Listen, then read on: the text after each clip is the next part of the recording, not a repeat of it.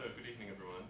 My name is Max Belmar, and on behalf of the Centre for Law and Society in a Global Context, can I welcome you all very warmly to this annual lecture. Louder, very well. Some of you may remember that this is in fact our 2017-18 annual lecture. We had postponed it last year as a result of the strikes, and I wanted to thank our speaker, Professor Tully, for respecting our decision to postpone, for being willing to reschedule and to come at another time. This does mean that we're in the fortunate position of having two annual lectures this year, we're going to be welcoming Jennifer Pitts in January for our second annual lecture this year, as it were. So there's lots to look forward to. I believe this is Professor Tully's first visit to Queen Mary, but perhaps it's fair to say that there's a bit of a flicker of homecoming, because one of our colleagues here at Queen Mary, Professor Quentin Skinner, was Professor Tully's PhD supervisor, and Professor Skinner is with us today. And we hope this visit is impetus for Queen Mary being more than just a flicker of a home, perhaps more of a home, and if we're ever so lucky for future visits, to be a real home for Professor Tully.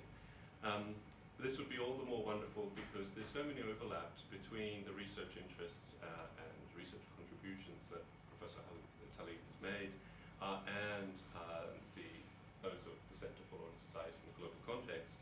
I just mentioned some of those by way of introduction. One of them is the history of political and legal thought, and in Professor Tully's case, this includes the substantive work that he's done in the early work on the 17th and 18th centuries on Locke, Pufendorf, and Hobbes, as well as the methodologically oriented work where he has, over many decades, spoken of the vital critical role of history for a critical engagement with the present. He's done that in many different publications. One that I would highlight is his two-volume work, Public Philosophy in a New Key, which I myself read when it came out, as soon as it came out in 2008, and I remember it had a great transformative effect on me, not just academically, but I think perhaps even more so personally, in terms of what it might mean to be a critical and reflective citizen today. And it's rare that we have an opportunity to give public thanks to an author from a grateful and admiring reader, so I do that. Another overlap between our interest in the Centre and Professor Tully's work is some knotty issues surrounding relations between diversity, cultural, religious, and otherwise, and constitutionalism. And here, Professor Tully has contributed to that work in many different ways, including his work with the Canadian Royal Commission on Aboriginal Peoples in the 1990s, as well as his highly influential book, Strange Multiplicity, Constitutionalism in an Age of Diversity in 1995. And much more has followed since then on many topics, including democracy, recognition, reconciliation, dialogue, civic citizenship, civic freedom, sustainability, ecology, and nonviolence, which we'll be hearing about more today.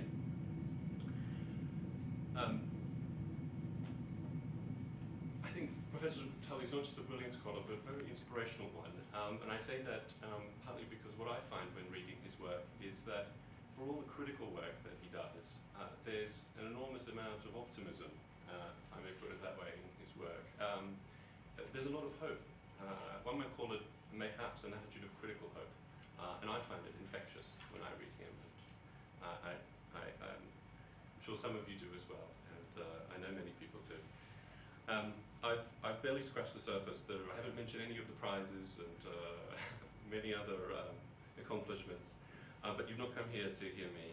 And let me just add that he visits us from the University of Victoria, where he is Emeritus Professor of Political Science and Law, and may I now invite him to give our annual lecture.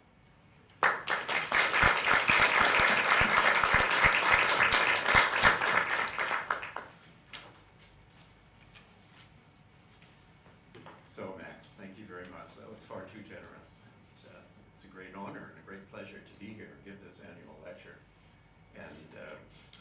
just acknowledge, as Max already did, Quentin Skinner and Susan James in the audience, from whom I've learned so much over the years.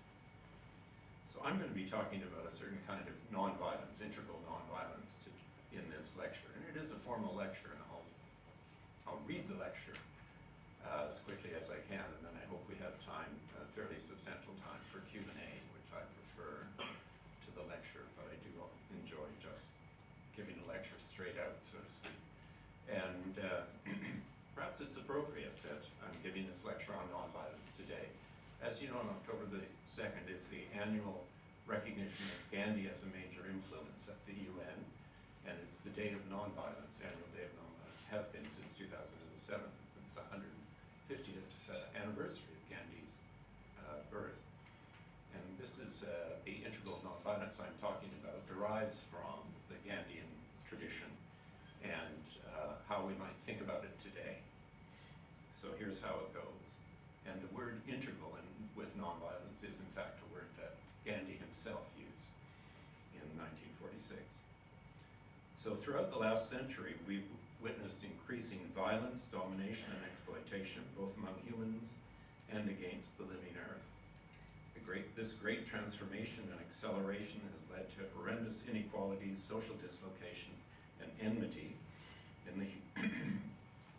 in human societies, and to climate change, a sixth mass extinction, and ecosphere degradation. These interconnected eco-social cycles are vicious. They feed on each other and threaten to render life unsustainable for most Homo sapiens and millions of other species. One response to this complex crisis has been the revival of interest in nonviolence in practice and in academic research. In its most ambitious form, the hypothesis is that relationships of violence and domination are at the root of the crisis of social and ecological unsustainability. If this is the case, then the cultivation of relations of nonviolence and non-domination with each other and the living earth is the way to remediate and sustain the damaged social and ecological conditions of cooperation and contestation that sustain all forms of life on Earth. To borrow Karl Polanyi's famous phrase in the 1940s, the project is to transform and re-embed violent and dominative human relations into nonviolent and non-dominative, sustainable eco-social relationships, systems, and virtuous cycles, and to do this by nonviolent means. The problem this project faces is that the most prominent tradition of nonviolence today was not designed for such a task. After the assassination of Martin Luther King, a pragmatic or instrumental form of nonviolence as unarmed resistance became paramount. On this view, nonviolence is just seen as an effective set of instruments or techniques to change legislation, overthrow rulers, and gain power. So my aim in this lecture is to retrieve another and much broader tradition of nonviolence, and this is the nonviolence of Gandhi, of Richard King, and of Martin Luther King Jr.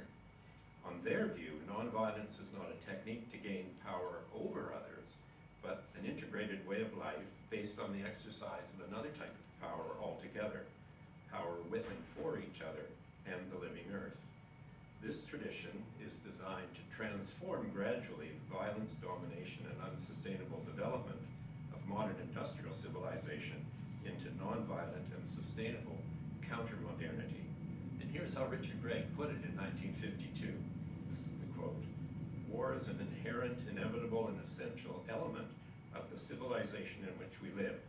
Our aim can be nothing short of building an entirely new civilization in which domination and violence of all kinds play a small and steadily decreasing part. We must change non-violently and deeply the motives, the functions, and the institutions of our whole culture," end quote.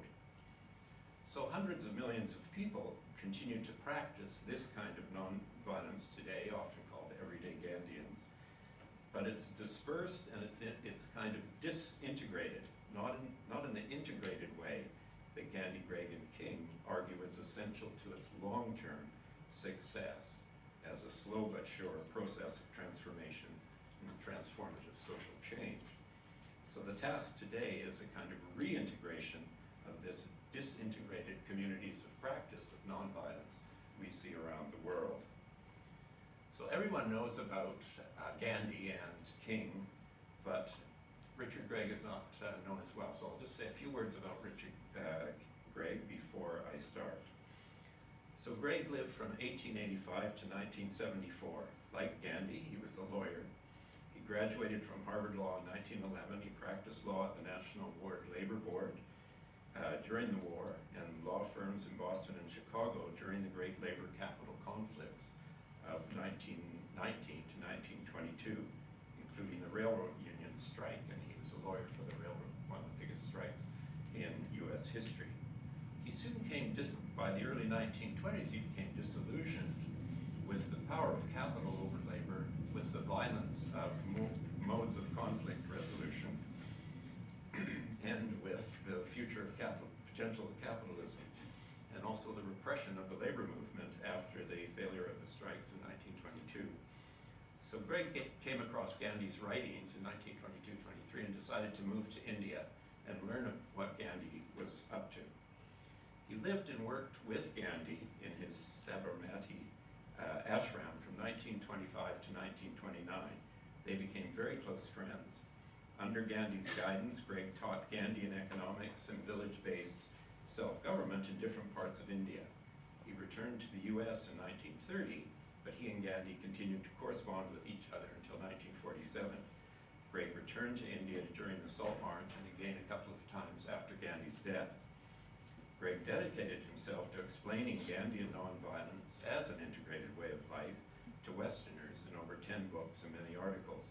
His book, The Power of Nonviolence, became the leading text of the nonviolent movements here in the UK, in Europe, and in North America from about 1934 to the mid-1960s. Martin Luther King read Gregg's book for the first time in 1956, and it soon became the manual of nonviolent resistance for the African American movement and the Civil Rights movement. King and Gregg met then in 1958, corresponded, lectured together across the South. King wrote the preface to the 1959 edition of Gregg's Power of Nonviolence.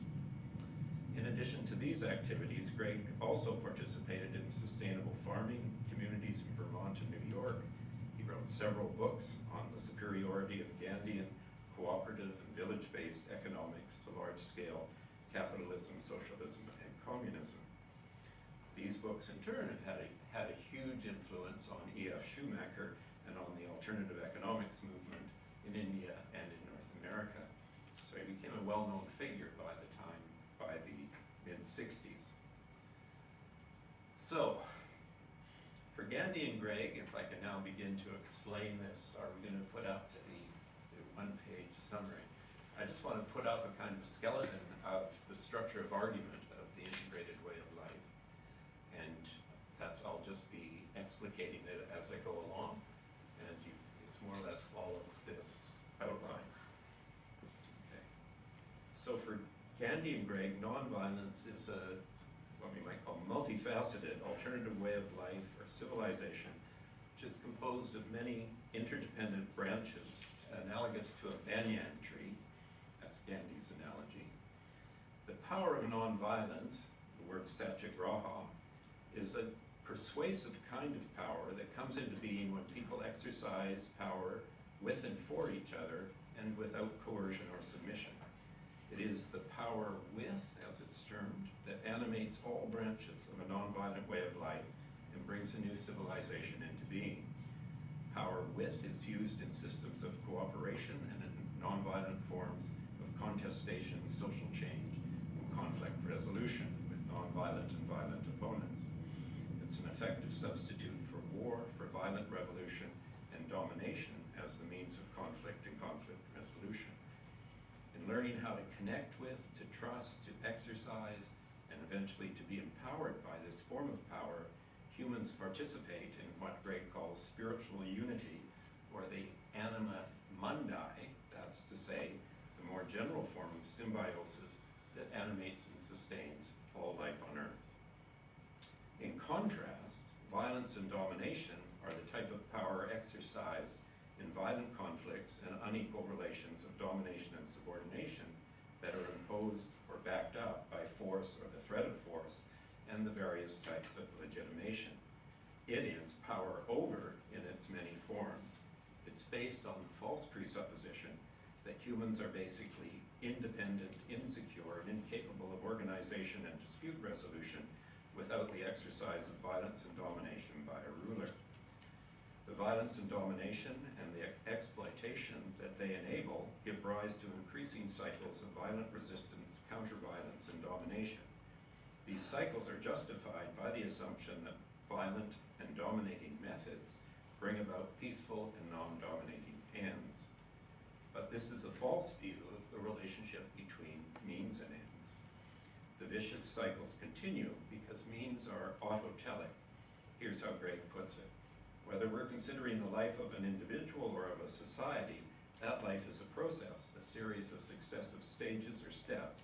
The character of each stage forms the basis for the character of the following stage. So the character of the means qualifies and determines the end. End quote. So nonviolent cooperation and contestation is the only way to a peaceful and democratic world. That is, by being the change. Many forms of violent and nonviolent power relations, of course, exist in every society and crisscross in complex ways. Violent power over is an inherent element in almost every branch of modern civilization, shaping the motives, function, and institutions, as well as the values, assumptions, and forms of subjectivity of moderns. From within the prevailing mindset, nonviolent power is overlooked or is perceived as subordinate and ridiculed as the soft power of the weak. Moderns have a kind of disintegrated form of subjectivity, power over in some spheres, power with in others. It becomes difficult to see that the overlooked and misrepresented social and biological relationships of being with, power with, and cooperating with are actually the background conditions that sustain all forms of life, and that the civilization in which we live parasitically depends on them and destroys them, degrades them. Thus, to see the human condition from the nonviolent perspective and to test its validity, it's necessary to move around and to begin participating and experimenting in nonviolent, constructive and agonistic ways of living and the corresponding ways of knowing that the participation discloses to the participants. So that's what I'm going to try and just sketch out now. For Gregg and Gandhi, again, there are four main features of the banyan tree of nonviolence. The first is the power of nonviolence itself that animates all the branches of power with. Secondly, the nonviolent ethics that make up the trunk of the tree. Thirdly, what are called constructive programs that are the main branches. And four, the whole area of nonviolent contestation and conflict resolution vis-a-vis violent opponents. So those are the four features that I'm going to run through now in the lecture. So the parent trunk of this banyan tree of nonviolence is nonviolent ethics, and these are manifest in the ethos of a nonviolent actor. It's the actualization of the power of nonviolence in human life. Gandhi refers to it as Swaraj, self-government, in its primary sense. That's to say, the government of the conduct of oneself, by oneself, in all relationships with others, in all branches of life. Next, Swaraj has a second meaning, again, self-government, but here in the second sense, it's really a central branch. This is participation in constructive programs. These are programs of collective self-government in nonviolent communities of participatory democracy and nonviolent dispute resolution. Democratic Swaraj begins in everyday activities, in ashrams, in cooperatives, in community-based organizations, and in villages. Then it scales out in concentric circles or networks of delegated representation to global federalism from below, integrated or Purna Swaraj. Participatory democracy is simply the people exercising the power of nonviolence together. These forms of local self-government in communities of various scales are also economically self-reliant, Swadeshi. Sustainable economic self-reliance, in turn, is dependent on regenerative or cyclical resource use, human-scale green technology, handicraft, and waste recycling. The ethical and legal norm of these communities is sarvodaya, and this is, again, a Gandhian word meaning working and governing with each other and for the health and well-being of each other, their communities, and the ecosystems on which they depend. Another complementary branch is public education, integrated with the branches it studies and for which it prepares its students.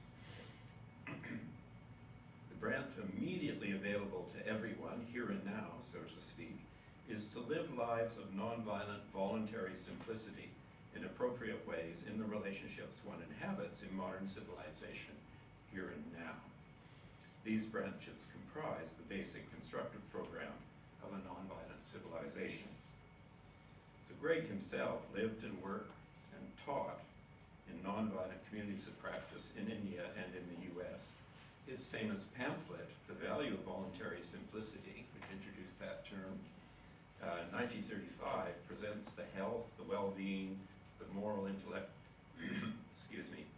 moral, intellectual, and spiritual benefits of nonviolent ways of life, in contrast to the lives of competitive display and consumption that modern industrial civilization promotes and depends on for its wasteful and destructive linear development. Finally, citizens of constructive programs work with citizens reforming modern institutions from within and other social movements for change. So what are the values that are generated in living within constructive programs or a life of voluntary simplicity? First, participants in agriculture and handicrafts connect with the ecological relationships and cycles that sustain the renewable resources on which humans depend. They learn to work and live in accord with their cyclical and regenerative slow temporality, again in contrast to linear and extractive, unsustainable fast temporality of modern civilization.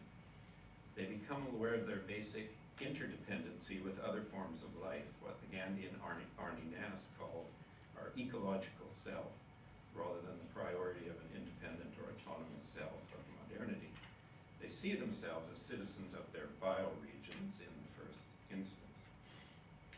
Secondly, their handicrafts, their human-scale technology, and their ecological economics create a technosphere that respects and learns from the ecosphere on which it depends, now called biomimicry in North America. Thirdly, in exercising nonviolent powers of self-government with and for each other in their everyday activities, they develop the virtues of democratic citizenship. They learn the skills of nonviolent communication, contestation, and conflict resolution with partners of different genders, religion, races, and languages, as in Gandhi's ashrams. Fourth, constructive programs are activities of non-cooperation with the dominant institution and the institutions of modern society, and the cooperative exercise of human capabilities in constructing nonviolent alternative institutions. This is the so-called double movement, which quietly weakens the dominant institutions and shows that another civilization is not only possible, but also actual. Constructive programs manifest a better way of life for all to see. That's important because people are unlikely to be persuaded to contest an unjust social system on which they depend if there isn't a viable alternative available. Fifth and finally, constructive programs provide a solution to one of the central problems of nonviolent campaigns: the tendency of campaigners to lose their self-discipline, to turn to anger and animosity, and to engage in violence or flee or submit. Participation addresses this problem directly by cultivating an ethos of nonviolent self-discipline and concern for others that has the capacity to ground resolute and effective nonviolent agonistics and civil defense. Gregg presented this argument in a little book called Discipline for Nonviolence in 1941, and Gandhi wrote a very famous preface to it. So participating in constructive programs then cultivates a fourfold nonviolent ethos of the physical body, of our emotions, of our mind, of reason, and of our spirit working together. It consists of the nonviolent virtues of courage, of endurance, of patience, of self-reliance and mutual reliance, love of truth, and the creative energy needed to sustain nonviolence in the face of violence and gain the respect and trust of violent opponents. All these activities together, Gregg concludes, provide a greater variety, engage a wider range of human faculties and potentialities, reach a deeper and loftier level of being, and are more mutually consistent than our military exercises and military discipline. End quote. So constructive programs then are the necessary support system of nonviolent contestation and campaigns. In contrast, violence and domination as the means of conflict and resolution are supported by very large-scale power over private and public institutions and an ethos of aggressive self-interested competition among individuals, groups, corporations, states, empires, and military-industrial complexes. These global systems are claimed to be the way to world peace. Nonviolent proponents reply, but because the means prefigure the ends, these systems lead to more violence and domination. Cooperative programs and nonviolent contestation, again, is the only means to world peace and democracy. Now, these constructive programs rest in turn on the basic trunk of the banyan tree, which is this whole body of practice called nonviolent ethics, or just the way, in the various nonviolent traditions. So here we go on the nonviolent ethics. I realize Susan James is in the audience, so I have to be careful how I present the structure of argument here, but I think I can summarize it fairly well. So nonviolent ethics comprise the virtues that constitute the character formation or the ethos of a free, self-governing human being. A nonviolent ethos realizes, in that late 19th century sense of the word realize, it realizes the persuasive power of nonviolence by becoming aware of it, grasping it, hanging on to it, being moved by and with it, exercising it well in all relationships and circumstances, continuously reflecting on its use and misuse, and then beginning again. It is the way humans participate in the personal, social, ecological, and spiritual power or energy that animates all life. And this is what Gregg calls spiritual unity. Here's the quote. A person does not create moral power. It comes to her or him only after she or he has complied with certain principles. This compliance enables them to tap the spiritual power pervading the entire world, just as one by a suitable connection and switches can tap an electric current from a power circuit. So this is Gregg's translation, if you like, a reformulation of Gandhi's hypothesis of a basic soul power of nonviolence uniting all life. The nonviolent virtues are the engaged dispositions of the body, the emotion, mind, and spirit integrated into a nonviolent pattern of existence orientation. They are manifest in their characteristic attitude, ways of feeling, thinking, interacting in relationships with oneself and others. They're cultivated and integrated into a settled yet changeable ethos through examples, through meditation, through practice, yoga, discipline, and experimental trial and error, experiments with truth in Gandhi's famous phrase. Ethical self-awareness and self-formation takes place in communities of practice and in practices of the self, as in Gandhi's karma yoga tradition of selfless service with others. Gregg learned them in Gandhi's ashram, beginning with morning group meditation on the central virtues in the Gita. The way one works on one's ethical comportment is so closely interrelated to one's conduct and one's relationship with and responsiveness to others that a nonviolent ethos brings into being and sustains a nonviolent way of life with those you interact with on a day-to-day basis. The core nonviolent virtues from which all the others derived are encapsulated in a concept that Gandhi invented, and he called this word satyagraha here, that we're now coming down to number 2. Okay. The first part of it, satya, S-A-T-Y-A, truth, refers to the virtue of forthright truthfulness and openness. Let me parousia in Greek. It consists in the continuous search for truth. It involves asserting the truth courageously as one sees it to the powers that be, yet with the awareness that each person's view of the truth is partial, and thus that it's necessary to enter into dialogues with all affected others to gain a many-sided understanding of the truth in any situation. Thus, the soft power way one asserts the truth openly as one sees it, yet with the virtue of epistemic humility, is of utmost importance, as it must bring others around to see that they can trust you, and so enter into a dialogue in which they'll be listened to and treated with reciprocal respect. Secondly, the root of satya, truth, is SAT, which is just being. The ground of our being is the interdependent, life-sustaining relationships of mutual love. Again, Gandhi's term, ahimsa. Here's how he puts it. If love or nonviolence be not the law of our being, the whole of my argument falls to pieces, and there is no escape from a periodical recurrence of war, each succeeding one outdoing the preceding one in ferocity. End of quote. So the virtue of love, or ahimsa, refers negatively to non-harm of other living beings, and positively to the active understanding, compassion, and cooperation of all living beings, what Eric Fromm called in the 1950s biophilia, and Martha Nussbaum calls generosity and empathy in her book Anger and Forgiveness. It is the virtue appropriate to the belief in the interconnectedness of all forms of life. For Gregg, this virtue of love is the origin of all the others, as it is with Martin Luther King. Love involves the very principle and essence of continuity of life itself. It entails respect for all life. Like Kropotkin, he often describes the relations of love as mutual aid or symbiosis. The most important dimension of love in nonviolent contestation is its creative power. King uses the Greek word agape, and Black Lives Matter do the same today. The persuasive power that can motivate human beings to reflect on and transform their violent and dominative habits into nonviolent ways.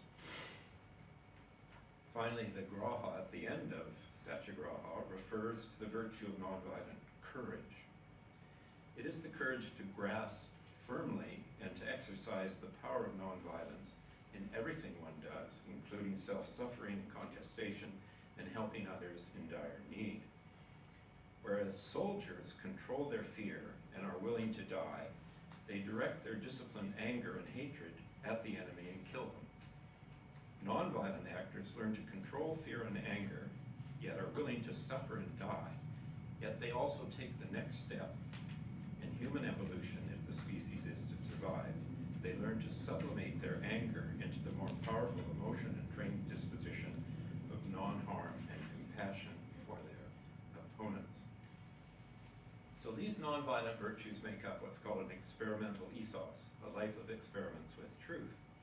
Truthfulness, love, and courage are not only autotelic, they orient humans to sustaining their own well-being in ways that co-sustain the well-being of all interdependent others, this concept of sarvodaya.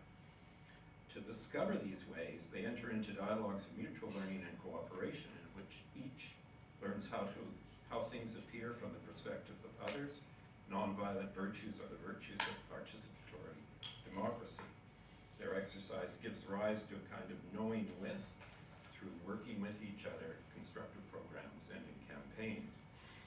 Each exercise is a test of one's knowledge of these virtues involved, and by means of many trials and error, participants and researchers slowly build up the arts and sciences of a nonviolent civilization. Okay. The difficulty in this, in the development of nonviolent ethics and passing it on intergenerationally, is that the cultivation of nonviolent ethics takes place in a world in which violent ethics is normal in many circumstances. For Gandhi and Gregg, violence doesn't begin when people employ weapons. It begins long before in violent dispositions and attitudes. Here's how Gandhi famously put it. Nonviolence is not only ethically superior to violence, It also can be stronger, but it's often diluted or contaminated by anger or enmity, and its power is undermined. The word satyagraha is often most loosely used and is made to cover veiled violence. But as the author of the word, I may be allowed to say that it excludes every form of violence, direct or indirect, whether in thought, word, or deed. It's a breach of satyagraha to wish ill of an opponent or to say a harsh word to him or of him with the intention of doing harm. And often the evil thought or evil word may be more dangerous than actual violence used in the heat of the moment. Nonviolence is gentle, it never wounds. It must not be the result of anger or of malice. It was conceived as a complete substitute for violence. End of that quote. That's in 1919. Gandhi calls these violent dispositions at the heart of our violent and dominant society duragraha, D-U-R-A, and then graha. It means that we become propelled by and subject to the charge of our fear, or our anger, or our animosity in response to a disturbance. For the ethical nonviolent tradition, this initial attitudinal violence is the result of all violence and domination. And this is why nonviolent ethics are absolutely of fundamental importance, just like in certain other traditions like Buddhism and so on. When disputes arrive in everyday interaction, humans usually pause, collect themselves, draw on the background taken for granted intersubjective relationships and resources of trustful nonviolence, discover the source of the difference, work out mutually acceptable modes of conciliation in our family and our day-to-day interactions. These are the background being with, or social capital, conditions of social life itself, as socialites. Nonviolent conciliation preserves these life-serving conditions. If, in contrast, antagonism were the usual response, humans would have perished long ago. With duragraha, however, individuals and groups allow the emotional propulsion of fear and anger to disconnect them, alienate themselves from, and override the background relationships of mutual trust, define themselves as separate, and evince an aggressive or submissive attitude of distrust towards others. With this often involuntary movement, they move out of the world of power with and into the world of power over. This outwardly directed attitude of distrustful separativeness affects relational others, and they tend to respond in kind.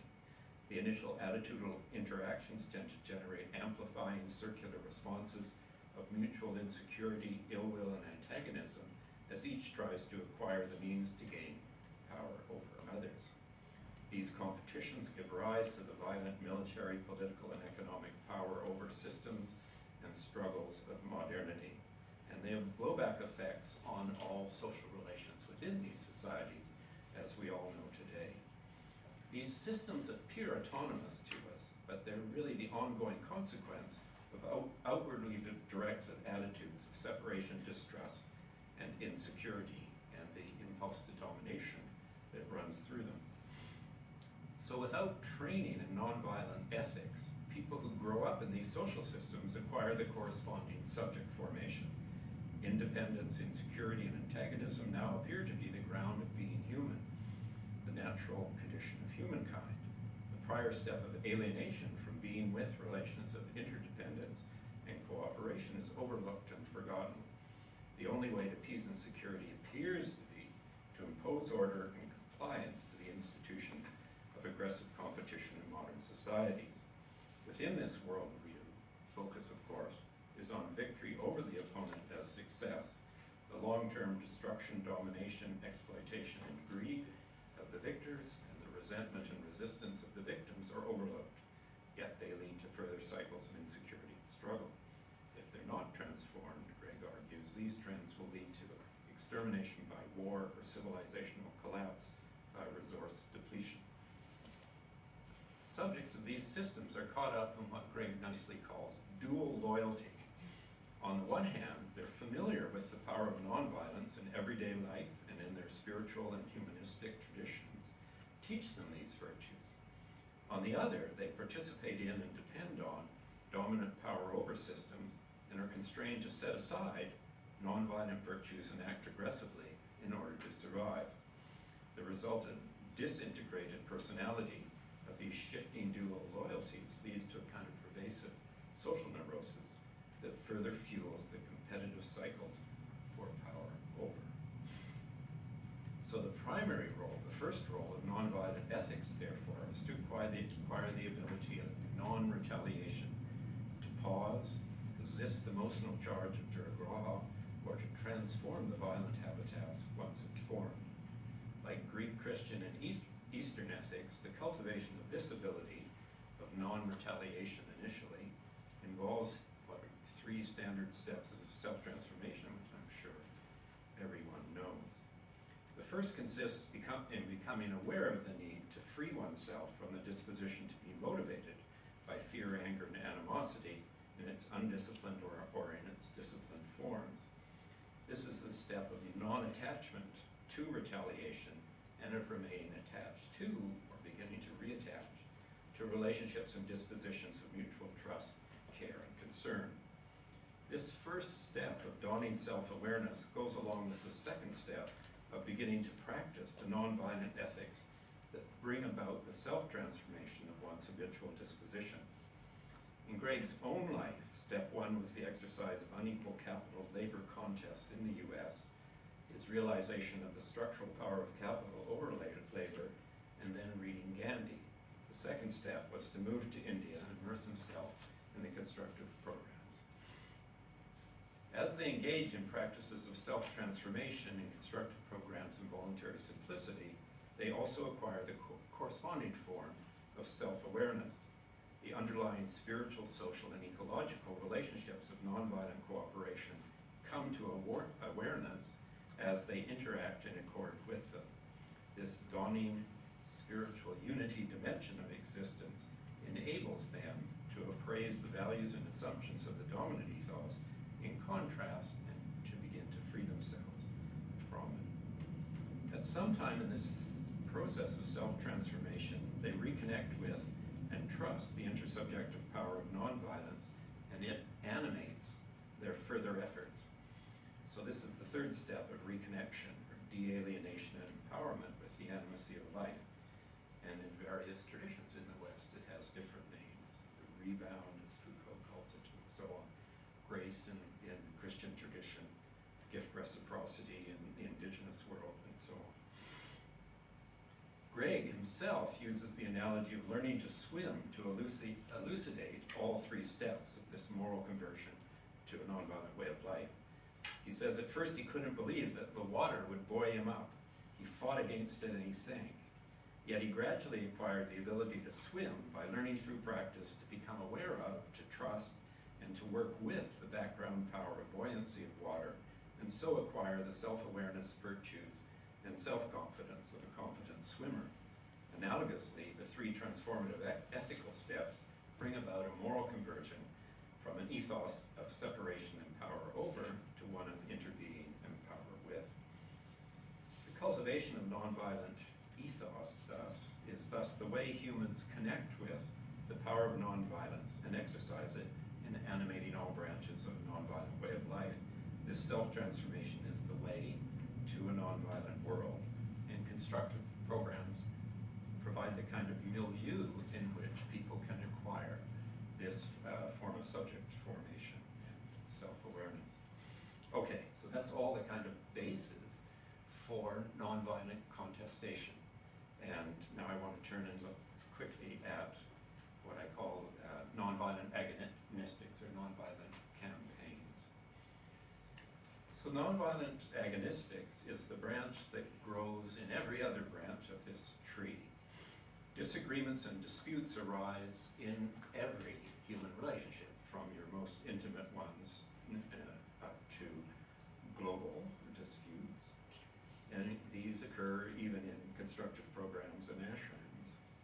So members learn the arts of nonviolent contestation and resolution with each other and in response to the impulse to dominate wherever it erupts.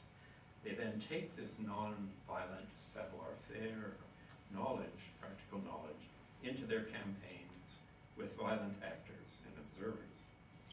And for this tradition, there are two main phases of nonviolent campaigns. The first is to persuade violent contestants, their backers and observers, just to move to a nonviolent way of contestation and resolution. And Gregg explicates this complex struggle with this analogy he calls moral jujitsu, which I'll come back to. In the second phase, contestants enter into nonviolent negotiations and reconciliation. And here he follows Mary Parker Follett. He calls it integration, the term that Martin Luther King picked up. The aim of the nonviolent actors here is to assert to their opponents, truthfully and openly, the injustice in dispute as they see it, and to persuade violent actors and observers to become aware of the superiority of nonviolent ways of contestation, to their power over ways, and to join them in resolving their differences nonviolently. Gregg calls this process of self-awareness and self-change moral conversion. The way they try to bring it about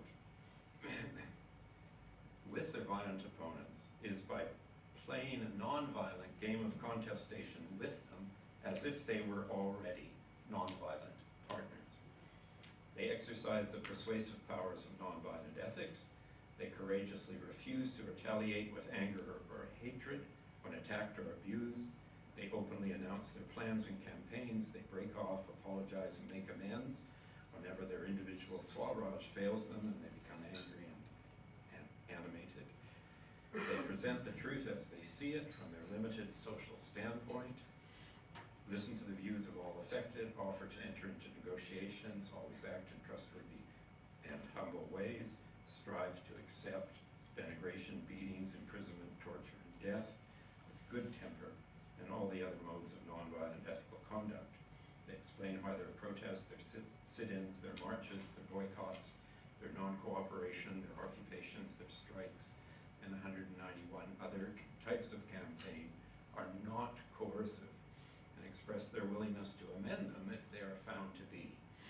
They treat everyone as moral agents, as ends in themselves and members of a we, never as enemies, and thus with the inner freedom to engage in ethical self-change, just as they have done already. Their ethical exercise of nonviolence in the democratic way they organize and interact among themselves and engage with their violent contestants enacts and dramatizes the alternative nonviolent way of life for all to see. It's the persuasive assertion of the unity of the human species, Gregg writes. The whole event, then, is a public contest between two categorically different forms of contestation and their contrasting life ways. On the one side, the exemplary open exercise and offer of power with.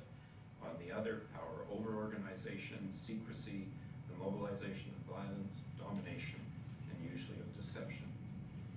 Their objectives in this great contest of contests is to encourage all affected to reflect on the two contrasting ways of life on display and to work through steps of self-transformation and moral conversion towards trusting nonviolence.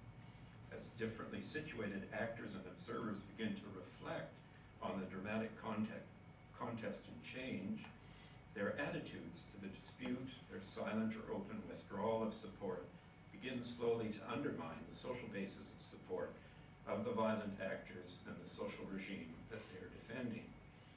So in this contest of contests, nonviolent actors are kind of analogous to exemplary swimming instructors, Gregg tells us, showing students how to trust and use the buoyant power of water, and in this case, the buoyant power of nonviolence. And there are several reasons why nonviolent contestation actually works. One is the hypothesis that everyone has, at least in their hearts, a spark of good spirit, which can eventually be aroused and strengthened into action. Nonviolent action can spark this suggestion that, quote, there's something in the world more powerful and desirable than physical force. This auto-suggestion is the beginning of nonviolent social change. A second reason is that organized violence is often more powerful than violence, while courageous violent actors remain at the level of anger, hatred, and antagonism. Courageous nonviolent actors enact and dramatize the higher power of uncoerced cooperation with and for fellow contestants. Rather than dissipating power and struggling against each other, they gently try to guide their opponents towards freely combining their energy in uncoerced negotiations. A third reason is that nonviolence tends to surprise and throw violent actors off balance. They, after all, are trained to anticipate to fight with opponents who either fight back or flee or submit. When nonviolent actors refuse to respond in any of these familiar ways and act otherwise, the kind of savoir-faire, the skill set of the violent actors doesn't work as expected. They and the regime they uphold tend to lose control of the situation in front of them as they plunge forward, as it is, as it were, into a new world of values. So this unique situation is the emergence of the transformative dynamic that Gregg calls a kind of, or sort of, moral jujitsu. It has the capacity to supersede war, violent revolution, and pragmatic civil resistance, or the three dominant yet destructive means of social change for centuries. So a bit about this famous concept of Gregg's called moral jujitsu. You probably all know Joan Bondurant wrote the book called The Conquest of Violence in 1959, which was the first Western attempt to translate this transformative potential of nonviolence into what she called a dialectic, and compared it with what's available within the Western tradition at Princeton, and then it's republished in the 1990s for a new generation of nonviolent actors in Black Lives Matter and Me Too and so on. I don't know more. Okay, so here's how it goes. Gregg constructed his metaphor of moral jujitsu here in the 20s to translate specific dynamic features of this immensely creative power of satyagraha, because the art of physical jujitsu was actually familiar to audiences in India, the colonized world, and in the West. Jujitsu in the 20s was seen as the appropriate means of engagement in two types of struggles, in decolonization struggles and in feminist movements against male power. Rather than mimicking the violent ways of Western colonization and of patriarchy, anti-colonial revolutionaries and feminists would engage instead in jujitsu movements, causing their opponents to, and here suffragette movements here in England, causing their opponents to lose their balance and plunge into unfamiliar nonviolent ways, enabling them to gain the stronger position. Gregg realized that the specific features of the general dynamic in jujitsu are somewhat analogous to the similar features in the transformative dynamic of nonviolence in this moral and psychological realm. So Gregg compares and contrasts the dynamic features of physical jujitsu and moral jujitsu in the following ways, and here's just a brief summary of how he thinks it works. First, the violent aggressor begins by assuming the superiority of the power of violence. The moral jujitsu practitioners surprise the aggressor by refusing to retaliate. They non-retaliate by the exercise of nonviolent ethics and goodwill in campaigns. The aggressor loses the moral and psychic support that predictable violent resistance normally provides. The nonviolent actors use the virtues of kindness, generosity, and self-suffering to pull violent opponents along. The attackers lose their balance and their skill set becomes ineffective, whereas the nonviolent actors retain their balance and their equilibrium. In the course of interactions between violent action and moral jujitsu, the violent actor and observers come to realize that the nonviolent contestant has a stronger character formation, position, and form of power than violence. Over time, the prevailing assumption and attitude that violence is strong and love is weak is reversed in practice for all to see. Finally, the moral jujitsu master doesn't use their superior power to throw their opponent and gain power over them, as in physical jiu-jitsu. Rather, the moral jiu-jitsu contestant knows better and offers a helping hand. So the contest continues until the violent actor and observer are persuaded of the superiority of nonviolence and agree to convert to its use in resolving the conflict. Since winning a struggle, transforming an oppressive social system, and securing genuine and lasting peace really does require winning over the morale, the hearts and minds of all affected, as Clausewitz put it, This autotetic method is really the only effective long-term means to peace. As they're engaging in campaign maneuvers and counter-maneuvers, nonviolent actors also engage in public dialogues, presenting their arguments, asking others to present theirs, and offering to enter into negotiations.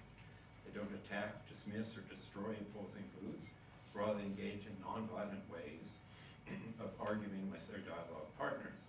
They examine the components of their arguments to find values and assumptions they agree with. Then they examine the value and assumptions they disagree with, give their reasons, present their alternatives, acknowledge their perspectival character, and request constructive responses. This way of reasoning with, as Tony Layton calls it, ensures that each person's point of view, needs, and new ideas are taken seriously. Without this dialogue, any so-called resolution is just another power over structure of domination. The self-suffering of nonviolent campaigners shows their sincerity and their deep convictions. This resolute commitment to a nonviolent way of life, come what may, elicits a certain kind of admiration and even awe. It moves violent actors and onlookers to reflect more deeply on the two contrastive ways of life being performed. Nonviolent ethics were absent, as in unarmed resistance or dur et gras, resistors mobilize ill will and animosity and engage in strategies to gain power over violent opponents. Then both contestants are playing the same power over game. It's just war by other means. Because there is no contrast between violent and nonviolent ways of life to reflect on, there's no possibility of transforming the power over attitudes, struggles, and systems. Both contestants accept them. Whereas in Gandhian agonistics, the comparative contrast between the two ways of life being enacted becomes increasingly clear, deeper, and potentially transformative over time. Okay. So here's the key difficulty as this tradition sees it in moving moderns to take seriously these kinds of reasons I've presented here, very poorly, I'm sure. And here's the central problem this nonviolent tradition sees in getting people even to consider these, and it's not easy. And it's this basic presupposition that these systems that we inhabit and form our subjectivity are the necessary means to peace, to cooperation, to security, to development, and so on. The soft power of moral jujitsu is meant to expose the falsity of this position. The presumptive necessity of power over rests on what's called the rabble hypothesis, that humans are incapable of settling disputes and cooperating without the coercive imposition of power over. The moral jujitsu campaigns and the constructive programs demonstrate that this is empirically false. Observers see ordinary humans engage fairly consistently in nonviolent cooperation and contestation in all their activities, resolutely hanging on to it, face the violence, giving their explanations of it, and offering it to others. This resonates with the observer's background, spark, and experience of nonviolence, and calls into question the need for the dual loyalty of modern subjectivity. Power over is also claimed to be the necessary means to peace, security, and cooperation in the future. When observers turn and examine their own societies in contrast, they see that the exercise of violent means undermines the ends that are used to justify it. Domination doesn't lead to democratic cooperation, but to coercive compliance and resistance in the competitive economic institutions of modern civilization. Hierarchically organized violence and inequality in wars and revolution and repression and dissent doesn't appear to lead to peace and security, but to increasingly destructive cycles of violent struggles and insecurity. The dominant responses of this performative contradiction are justifications in terms of a faith in progress always to come, famous phrase, by means of more overpowering war and domination, and the excuse that there isn't an alternative. For Gregg and his generation of peace activists, this security dilemma is the fatal flaw in the global system of armed states and all power over systems within them. The dilemma is that the means employed to resolve the initial insecurity and distrust reproduces them. In the course of moral jujitsu campaigns, the futility of violence and domination and their justifying assumptions come into the space of questions and are exposed, and the nonviolent alternative is enacted for all to see and to share. Gregg agrees that the insecurity and distrust does underlie the fear, anger, and antagonism that initiates the security dilemma. Yet, unlike most modern theorists, he doesn't take this as given, as the initial condition. Rather, he argues that insecurity and distrust are brought into being by the initial step of separation and alienation from the given background intersubjective relationships of mutual trust and security. The objective of moral jujitsu is to bring to consciousness this whole background that's overlooked in the modern worldview. Nonviolent actors then present the nonviolent way to dissolve the security dilemma. And here's what it is. When violent actors in the power that be lose their equilibrium as their local and global support declines, nonviolent actors refuse to throw their opponents, as is done in physical jujitsu, in bargaining, in revolution, and in war. Instead, they offer the gift of an open and sincere helping hand to create together a new game of moral equilibrium in nonviolent relationships of integration. This helping hand step is a radical offer of trust and security, backed up by the whole trustworthy pattern of conduct that precedes and supports it. Because the way to generate trust in conditions of distrust is by being trustworthy and trusting, despite the vulnerability that it entails. It can change the whole dynamics of circular responses between violent and nonviolent actors. To accept this offer, perhaps only tentatively at first, is the initial step of self-transformation and of moral conversion. Barbara Deeming, very famous in the States, feminist theorist and practitioner of nonviolence, argues that the moral jujitsu double movement of asserting the truth on the one hand to the powerful and offering this open helping hand combines the masculine and feminine characteristics into a new androgynous synthesis. She says, the very genius of nonviolence, in fact, is that it demonstrates them to be indivisible and so restores human community, end of quote. Influential in the Black Lives Matter movement today, but also earlier. The aim of joining hands, then, is to convert the opponent to change their understanding and sense of values so they'll join wholeheartedly in seeking settlements that are amicable and satisfying to both sides. It helps to reestablish the violent attacker's moral balance, but at a higher and more secure level.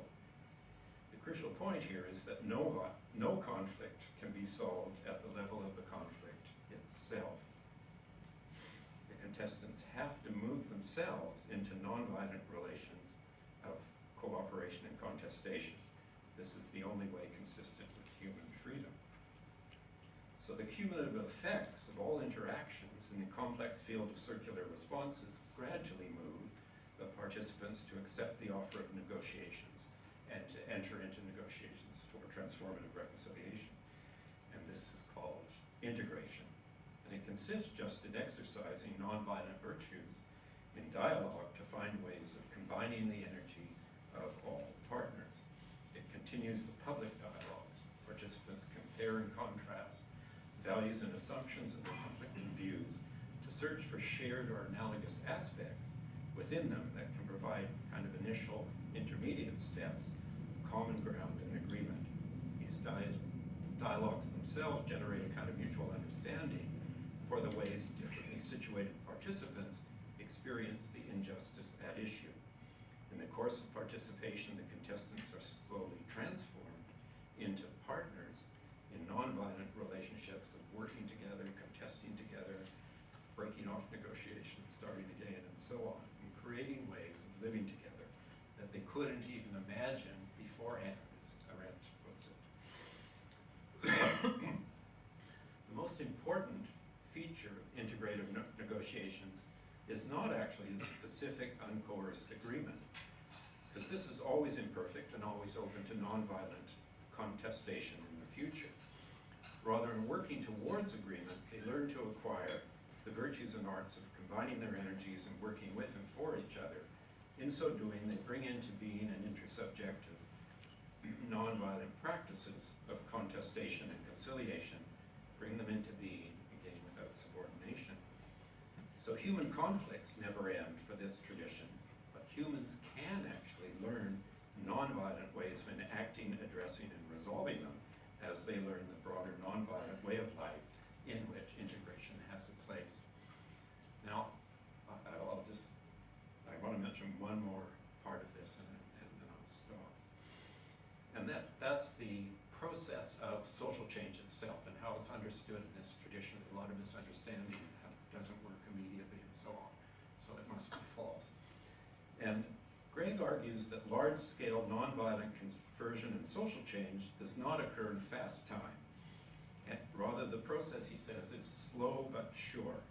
It is sure because each step of the means embodies and carries forward the end. Peace by peaceful means, democracy by democratic means.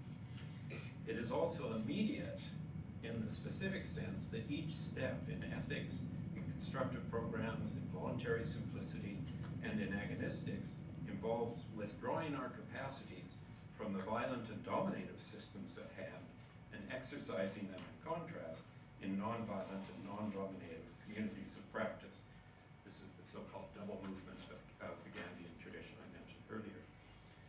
The processes of social change by persuasion rather than by force are also long-term, and Gandhi and Gregg talk of 100 to 150 years of consistent doing this to cause large-scale social change. The cumulative effects of these virtuous steps and cycles gradually reach local tipping points that outgrow the declining violent and dominative system.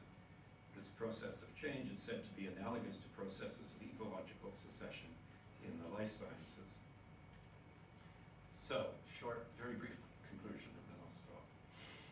What light can this integral nonviolent tradition throw on nonviolence today? There's been, since Gandhi and King, there's been a very impressive growth in the main branches of nonviolence over the last 100 years. There's also a global network, or plural, global networks of research and teaching on nonviolent constructive programs, campaigns, and reconciliation around the world, truth and reconciliation commissions, and so on. However, these experiments have not been transformative of the global systems of violence, domination, exploitation, inequality, and ecological destruction. The major reason for this is the disintegration of the ethical trunk and the branches of the nonviolent banyan tree into quite separate practices, campaigns, movements, community-based self-government, co-ops, networks, and so on. Many of these also employ the veiled violence of enmity and power over.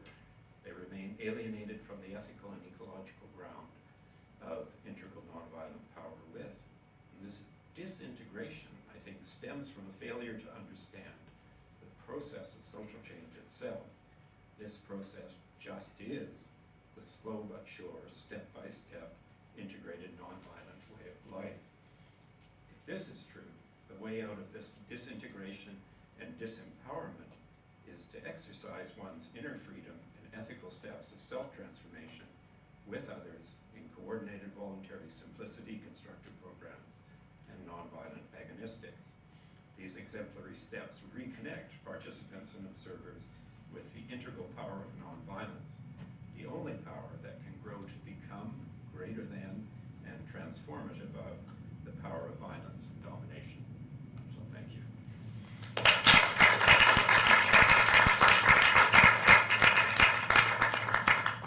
Thank you so much. It was wonderful. Far from being poor, it was wonderfully clear and eloquent, and thank you. We have about 15-20 minutes for questions. While people are gathering their thoughts, I'll just kick off the discussion with one myself. We have a number of law students here, of course. This is hosted by a law school. I wonder if I could ask perhaps a naive question, that in Gregg's view, or in Gandhi's, or in your view in terms of how you interpret them, sense in which there's something about law that makes it inherently power over practice. I'm thinking, for example, here, such that the only kind of work we can do is work to transform it into having more of power with elements. Is it though something that's inherently a power over system? I'm thinking, for example, of the work of Robert Cover, who talks about how legal interpretation occurs in the field of pain and death. There's almost inherently built violence into legal practice or legal interpretation, although the way that occurs is often in a very calm, everyday, ostensibly at least calm, everyday normal operation of law. It's just violence is just part of it. On the other hand, though, I mean, he does say that he thinks that legal practice can have jurisgenerative rather than jurispacific, as he says, elements, which brings me to perhaps a secondary question. So the first one is law inherently a power over? The second is, does what Cover say about law having both of these aspects mean that actually no practice is inherently violent or non-violent, so that all practices have elements of both? Yes. Well, I'll answer the second one first, because both Gandhi and Gregg would agree with that. There's this potential in humans to go one way or the other, or any relationship. I could get terribly upset by a question, and the background trust and security I have in asking it, I could strike back in a way we're familiar with, right? So this disposition to duragras, to violence in our attitudes, and to happen in all human relations.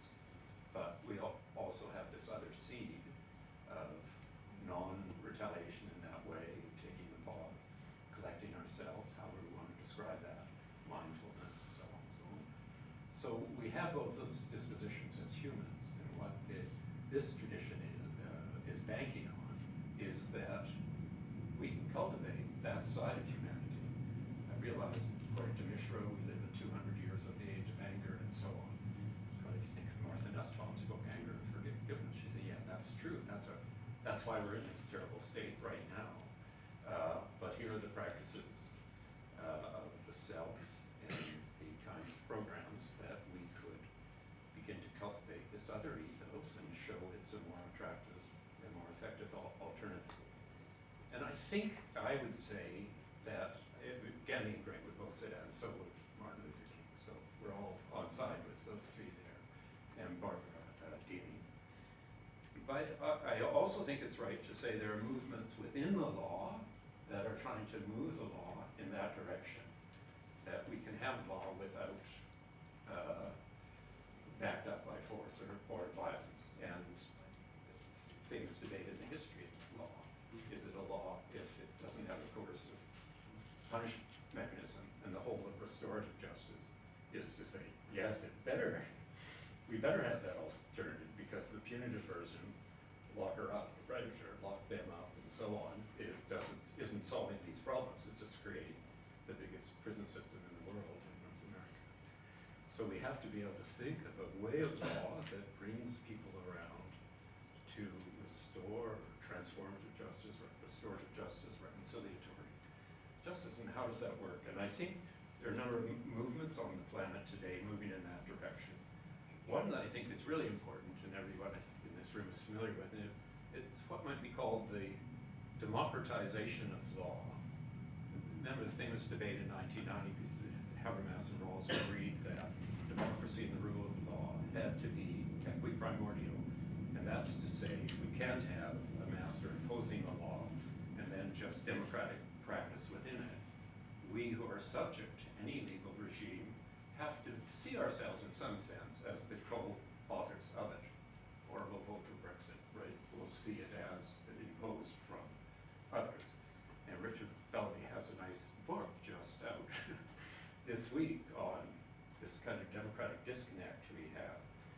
And so what's now called democratic constitutionalism rather than constitutional democracy is the argument that all the way down our legal orders ought to pass through democratic practices of will formation and either agreement or disagreement with the body of law, even if it's there. I mean, I don't think in any university I know of today if you wanted to establish an equity program for differently gendered human beings and so on, if the people themselves, the students themselves, didn't have a say in that, it wouldn't matter how perfect it was. And Isaiah Berlin says, have some bright people running the place, right? It would be just not accepted anymore.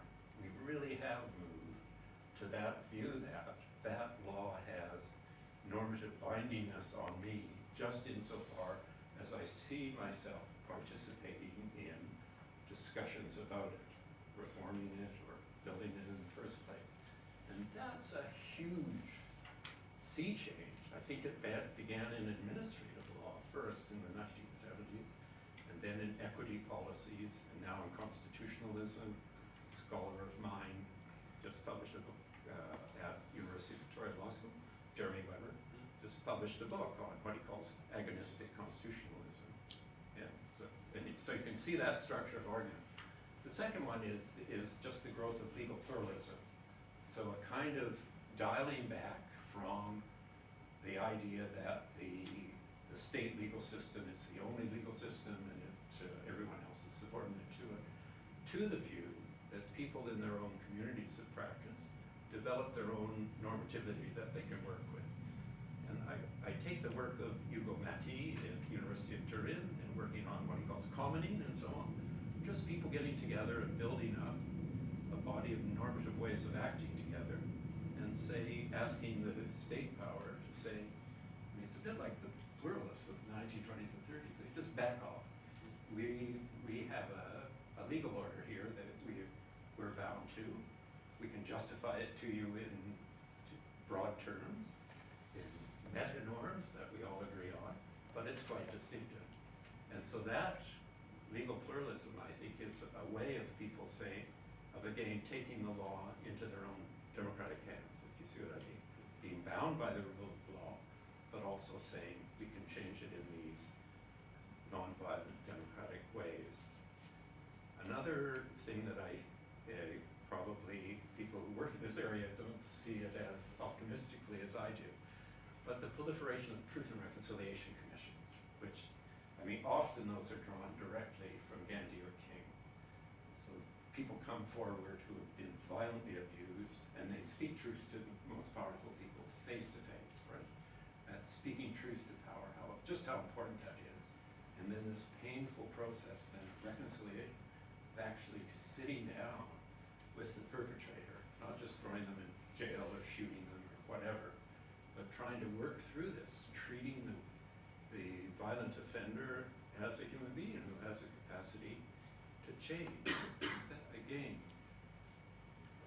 worked with the Truth and Reconciliations with Indigenous people in Canada, and it's painful work, but it's very powerful when you go through this. Martin Luther King's last book was called Where Do We Go From Here? Just before he was assassinated. And he said it's either community or it's chaos. And by community he meant this term integration. And so he didn't mean he was assimilating to white America. What he meant was we create a community together through these kinds of practices. And again, there are lots of examples of that going on around the world today. So there are movements of this kind that I think are moving in the direction of suspending violence and domination, because once you have that, look at the degree of inequality and the violence and domination of the relationships between the global north and the south, within the global north now. It's just horrendous, in my opinion. Well, it's obviously not Steven Pinker's view of the present, but these sorts of practices, and I could mention more, are, for me, signs of positive change. Wonderful. Thank you so much. It's really helpful. I'll open it up to questions from the audience. Yes, please. Thank you for the talk. It was fascinating. And my question kind of flows from Max's question, right?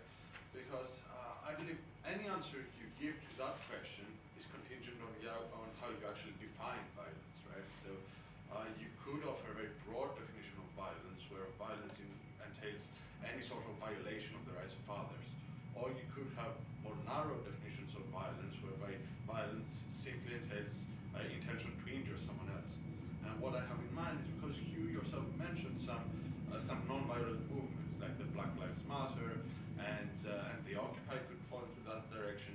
And some of their actions, depending on the definition we give, could be construed as violent or non-violent. So if, for instance, a group of activists, they close down a street, they violate the right of others to free movement, is that action violent? Or if protesters, they hurl teddy bears and stuffed animals at police, is that violent or not, right? So I believe your answer to Max's question about whether law is actually always violent depends on how you actually define violence. Yes, thanks for that. And now here's the definition of violence.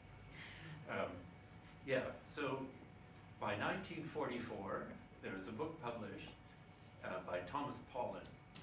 Already there were 9 senses of violence and nonviolence.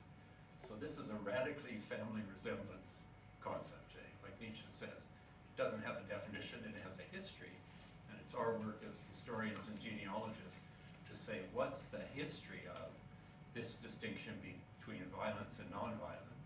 And a self-reflective nonviolent tradition, part of the ethos of nonviolence is always raising this question: what's the best definition of nonviolence and of violence that we have today, given our history? Just like we do the same thing with liberty, we think, okay, here's the dominant view of liberty, and then we do a little genealogy and say, oh, there's another kind of liberty before liberalism, and we put it to an audience and say, think about this other way of thinking about liberty. Let's see how it changes the way we think about liberty. And this has been a lesson that Quentin Skinner has taught me over now 40 years, I think. And we have to do that, not to say, oh, I've got the definition, but again, if I can put it in this way, put that question as something we are beings who reflect on: is this violent or non-violent? Having said that, I'm very impressed by Gandhi's definition of violence and nonviolence, that it begins in these basic attitudes of fear and anger and propulsion. Being movement strikes me that in some sense that they see that as the root of violence and domination. And then you see other traditions, they have that same view. Christians believe, love your enemy, don't retaliate immediately. Right? They may not practice it as Gregg said, Christ said it 1900 years ago, but he died young. So he didn't have time to tell us how to actually practice that, to respond with love, and love being nonviolence. And he said, but then along came Gandhi, who lived longer, right? Famous book by Alfred North Whitehead in 1933 that just draws that link. So I think that's a very powerful distinction. And for us today, it's in North America, it's very important. Because what happens after Gandhi, then Martin Luther King, Robert Kennedy are assassinated? Malcolm X says, I'm now in favor of nonviolence, and his former supporters then assassinate him. 2 weeks later, in the late 60s, a turn to violence and away from nonviolence, and then a new kind of nonviolence develops. 1973, Gene Sharp writes a very famous 3-volume book on nonviolence. He says, forget all this stuff about a moral dimension to nonviolence or ethics, what like Gandhi and Gregg call the ethics. No, we don't need it. Nonviolence is just a technique that can be effective in overthrowing rulers, and we'll gain power over them, and we'll exercise power in these representative governments and so on. And that becomes this pragmatic tradition of nonviolence, which becomes dominant. It's not dominant in Black Lives Matter. There's a division within Black. If you read LeBrun's genealogy of it, very nice argument that it falls on the King side of things, not on the Gene Sharp side. So we have these 3 ways of thinking about violence and nonviolence today. The one, the Gandhi-Gregg one, which I tried to give you. The second, the pragmatic or instrumental tradition of Gene Sharp, very powerful tradition. And then thirdly, another third tradition that we have to remember, that nonviolence means resist not evil at all. Pacifism, that you don't engage in evil, but even to engage in a form of resistance is itself a kind of coercion, therefore, and some strands of Quakerism and so on, or that kind of nonviolence, just resist not evil. So I think we have, around the world, those three very different ways of thinking about nonviolence, and then they break down. Kurt Schock's new book, Nonviolent Civil Resistance, 2016, goes through all the dominant modern ones, but they really fall into those three general categories. And I think we should treat the nonviolent tradition like any scientific tradition, that it constantly reflects on its own presuppositions. It may run along on the Gene Sharp one for a while. We have three in the empirical nonviolent studies. We have now 300 examples of nonviolent campaigns over the last 100 years that we can study. Right? One way of looking at them is to say 80% of those nonviolent resistant movements were successful or moderately successful. Then you look how many of them cared about whether the anger was mobilized or not. In most cases, anger played a role. And often Gandhi's commitment to the rule of law, that when you break the law in order to expose its injustice, you also willingly go to prison, you suffer the punishment. Whereas the Gene Sharp tradition, why would you do that? Right? But the Gandhian tradition looks at the instrumental tradition in the following ways. Well, what are the long-term successes? How better off now are we because of the Arab Spring? Is it Egypt a less violent society than it was in 2011? Could have the Gandhian tradition in Egypt, if it had had a different say in it, would the nonviolent movement be different in some way? So it seems to me you just are very honest that this is a work in process. It's a set of hypotheses in all three traditions about what violence is not. And we test them every day. That's why Gandhi, the subtitle of his autobiography in 1926 is Experiments with Truth.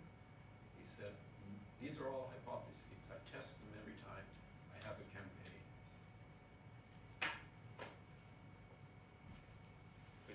To follow up a bit on definitions, one of the central concepts that you talked about, it seems to me, is the concept of power. And I just wonder if you have the same definition, or at least a similar one, that we have I'm an economist, so I'll take that for what it's worth, but I believe that we have the same definition of power in social psychology and in sociology, and that is measured by the extent to which you can make somebody do something that that person does not want to do. So in the limit, it doesn't really matter if you talk about power over or power with. Power with in economics is usually about either collusion, which in a normative sense is bad, or cooperation, which in a normative sense often is good. So is your concept of power the same as I have, or is it different in some way? Yeah, well, thank you for that question. I'm actually quite a hard line around that one. I think the definition you gave of power is always, in some sense, power over. That's the concept of power that this tradition is challenging. That doesn't exhaust the field of power, right? Power with is really something different in kind. The only kind of power exercised in power with is persuasion. That's the contrast. Gandhi and Gregg are looking around, what's a synonym for this power with? And they come up with the concept of persuasion. That has all sorts of problems, but there's... But power with, in the limit, has to be exercised in order to be power Sure. on somebody else, right? No, that's one of the distinctions. Power with is us acting in concert over a good we share or we've decided is worth sustaining. Say we're fighting Heathrow 3, since I was engaged with these people that were justifying it. We get together, how are we going to mobilize to exercise that power? We do it with each other, for each other, in sustainable ways.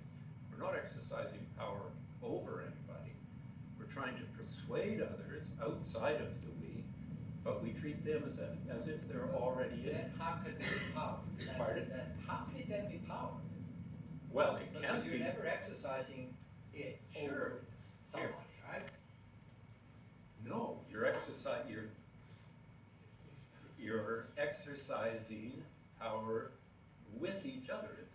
That's exactly right. That's not power, it seems to me. Well, okay, so let me You're try. not making somebody do something that that person or group of individuals don't want to do. That's right. Well, you have power to leave this room if you want to. But You have power to leave the room if you want to, but that's not going to be against your desires. That's an expression of your desires, but it's a power. Right. But that's a power. I could watch you do it. Oh, sure, yeah. But that contradicts what you just said. Does it? Yeah, but it has to be power to No, do no, no. something that happened that Right. not I be desired agree by with the that. person. But once you have power over, then that doesn't apply, right? I can leave the room, but I don't have power over anybody else. I use my own free will to But leave then the room. that shows us that power to do something isn't always power to cause something to happen against someone's desires. It might be an expression of their desires. But is that power with or power over? It's neither. It's power over yourself. It's an expression of the power that you have.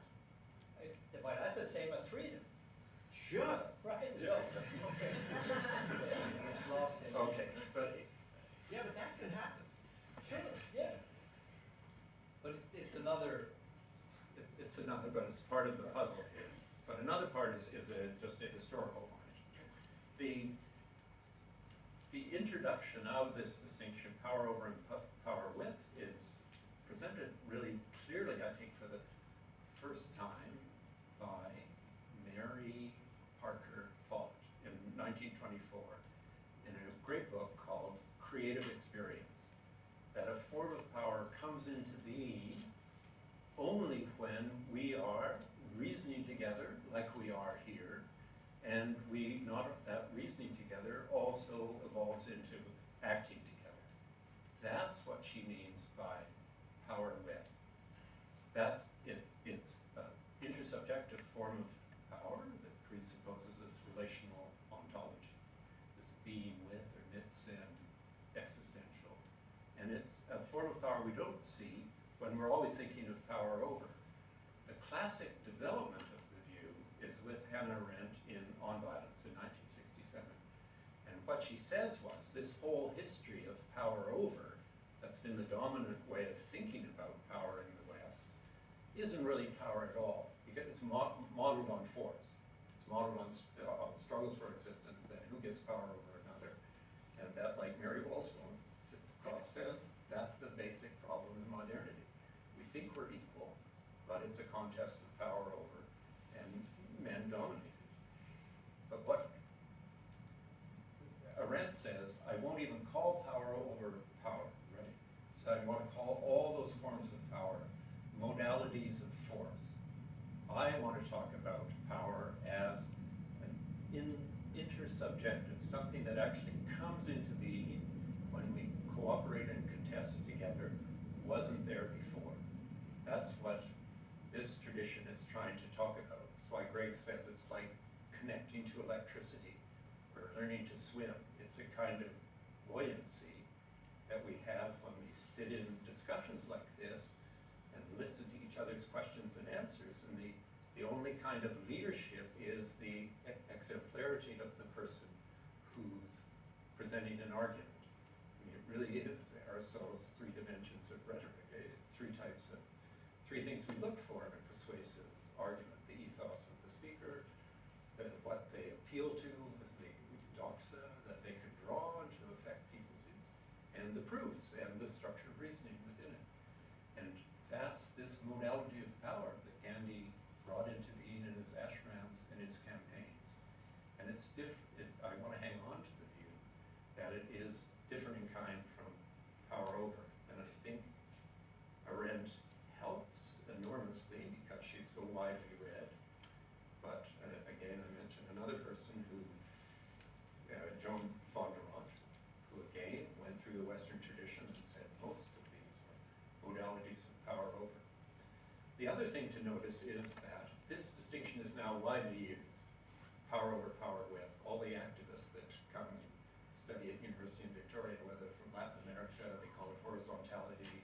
If they come from Spain and so on, or the global south of the EU, and they're fighting austerity programs, what they talk about is their capacity to occupy public squares.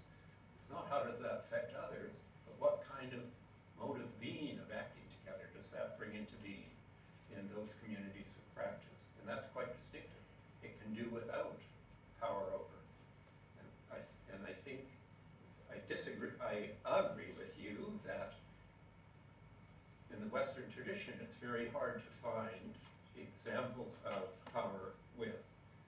Very wonderful. It's not the first. Kropotkin in Mutual Aid is 1901, but he doesn't actually use these terms, power over, power with. He has a different way of it. And so, a long way of saying, I really do think there's something, or I wouldn't have given this lecture, in power with that makes it distinctive, the intersubjective quality of it, and the fact that it's not exercised over others.